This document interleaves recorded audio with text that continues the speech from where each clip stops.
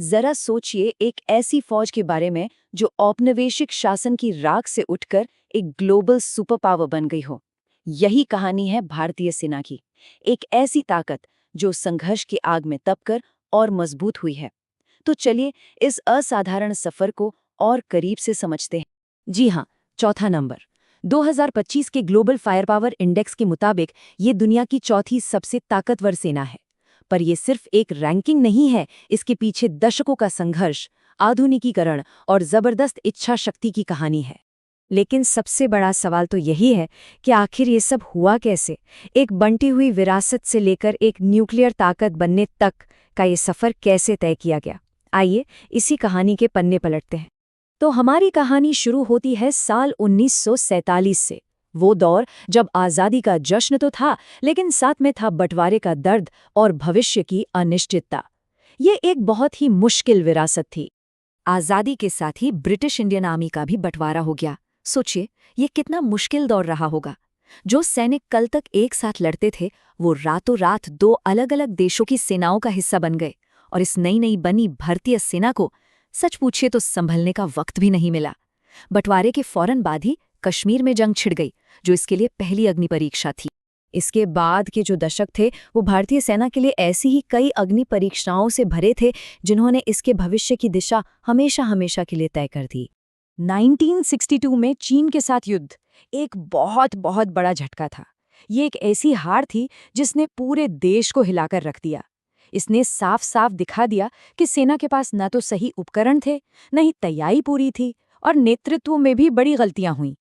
लेकिन कहते ना, हर हार कुछ सिखाती है। यही हार एक जबरदस्त वेकअप कॉल साबित हुई। ये समझ आ गया कि आधुनिकीकरण अब कोई विकल्प नहीं, बल्कि सबसे बड़ी जरूरत है। 1962 से सबक सीखते हुए भारत ने अपनी विदेश नीति में भी बड़ा बदलाव किया। 1971 में सोवियत संघ के साथ हुई ये संधि कहना होगा एक मास्टर स्ट्रोक थी। इसने भारत को एक बहुत ताकतवर दोस्त दिया और दक्षिण एशिया में पावर बैलेंस को ही बदल दिया। और यहीं से अगले बड़े संघर्ष की जमीन तैयार हो रही। और वो संघर्ष हुआ 1971 में। ये 1962 की हार का बिल्कुल उल्टा था। इस बार भारतीय सेना, वायुसेना और नौसेना तीनों ने मिलकर एक साथ एक परफेक्ट प्लान के तहत काम किया। नतीजा, एक शानदार और निर्णायक जीत।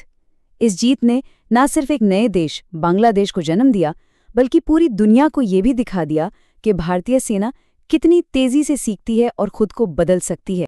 इस जीत का पैमाना कितना बड़ा था, जरा इस आंकड़े पर गौर कीजिए। 93,000। दूसरे विश्व युद्ध के बाद ये किसी भी जंग में युद्धबंदियों का सबसे बड़ा सरेंडर था। ये नंबर अकेले ही 1971 की जीत की अहमियत बताने के लिए काफी है। तो चलिए अब कहानी के अगले पड़ाव पर चलते हैं और देखते हैं कि इन युद्धों के अनुभव ने कैसे एक मॉडर्न मिलिट्री फोर्स की नींव रखी। 1971 के बाद तो जैसे आधुनिकीकरण की एक लहर सी आ गई। नए लड़ाकू जेट्स जैसे मिग-21 और सुखोई Su-7 को शामिल किया गया।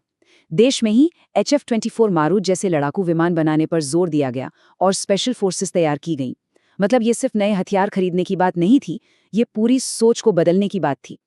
तीनों सेनाओं के बीच बेहतर तालमेल पर फोकस किया गया और इस नई ताकत का असर भी जल्द ही दिखने लगा। चाहे वो 1984 में दुनिया के सबसे ऊंचे युद्ध क्षेत्र सियाचिन पर कब्जा करना हो, या 1999 में कारगिल की बर्फीली चोटियों से दुश्मन को खदेड़ना हो, या फिर 2019 में बालाकोट में दुश्मन के घर में घुसकर सटीक एयर स्ट्राइक करना हो।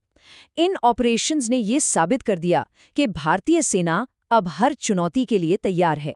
भारतीय वायुसेना का एक आदर्श वाक्य है जो इस पूरी भावना को, इस जज्बे को बहुत खूबसूरती से बयां करता है। नभः स्पृशम दीप्तम, यानी महिमा के साथ आकाश को छूना। ये सिर्फ एक नारा नहीं, बल्कि वो अदम्य इच्छा शक्ति है जो हमारी आर्म्ड फोर्सेस को आगे बढ़ाती है। और इसी मजबूत नींव पर 21वीं सदी में भारत एक असल ग्लोबल मिलिट्री पावर के तौर पर उभरा है। अब जरा आंकड़ों पर नजर डालते हैं, क्योंकि ये नंबर्स कहानी का एक बड़ा हिस्सा बताते हैं। लगभग 16 लाख एक्टिव सैनिक और करीब 13 लाख रिजर्व सैनिक। इनके साथ ये दुनिया की सबसे बड़ी सेनाओं में से एक है। ये विशाल मैन पावर ही भारत की सैन्य ताकत की रीढ़ है। और इतनी बड़ी फौज को ताकत मिलती है एक बड़े रक्षा बजट से। अनुमान है कि 2026 तक ये बजट लगभग $80 बिलियन तक पहुंच जाएगा। ये पैसा सेना को हमेशा मॉडर्न और तैयार रखने में मदद करता है। तो ये पैसा जा कहाँ रहा है? ये जा रहा है अत्याधुनिक टेक्नोलॉजी में। Rafale jets, S-400 air defence system, दुनिया की सबसे तेज ब्रह्मोस मिसाइल और देश में बना हुआ एयरक्राफ्ट कैरियर INS विक्रांत। ये सिर्फ हथियार नहीं है, ये भारत की बढ़ती ताकत और आत्मनिर्भरता का सबूत है। और हाँ, इसमें एक मजबूत न्यूक्लियर ट्रायड भी शामिल है, यानी जमीन, हवा और समंदर तीनों जगहों से परमाणु हमला करने की क्षमता। लेकिन देखिए, आज के जमाने में सैन्य ताकत का मतलब सिर्फ हथियार और सैनिक नहीं होता। इसका एक बहुत बड़ा हिस्सा है जटिल जियोपॉलिटिक्स को साधना।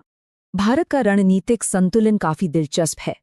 एक तरफ रूस के साथ दशकों से पुरानी समय परीक्षित दोस्ती है, जो रक्षा और कूटनीति का एक अहम हिस्सा है, तो वहीं दूसरी तरफ नेपाल जैसे पड़ोसियों के साथ रोटी बेटी का गहरा लेकिन उलझा हुआ रिश्ता है, जहां गहरे सांस्कृतिक संबंधों के साथ साथ सीमा विवाद भी हैं। इसका सीधा सा मतलब यह है कि भारत को एक बहुत ही नाजुक बैलेंस बनाकर चलना पड़ता है। अपने पुराने दोस्तों के साथ रिश्ते निभाने हैं, पड़ोसियों की चिंताओं को समझना है और साथ ही दुनिया की नई ताकतों के साथ भी कदम से कदम मिलाकर चलना है। तो कुल मिलाकर हमने क्या देखा? एक ऐसी सेना जो बंटवारे के दर्द से निकली और आज एक न्यूक्लियर पावर बन चुकी है। ये एक ऐसी कहानी है जो बताती है कि कैसे चुनौतियों की आग में तपकर एक मजबूत और आत्मनिर्भर राष्ट्र खड़ा होता है। और ये हमें आखिरी और सबसे अहम सवाल पर लाकर छोड़ता है। जिस तेजी से दुनिया बदल रही है और अस्थिर हो रही है, उसमें भारतीय सेना का अगला अध्याय क्या होगा? भविष्य की चुनौतियां कैसी होंगी और हमारी सेना उनका सामना कैसे करेगी? ये एक ऐसा सवाल है जिसका जवाब हमें आने वाला वक्त ही देगा।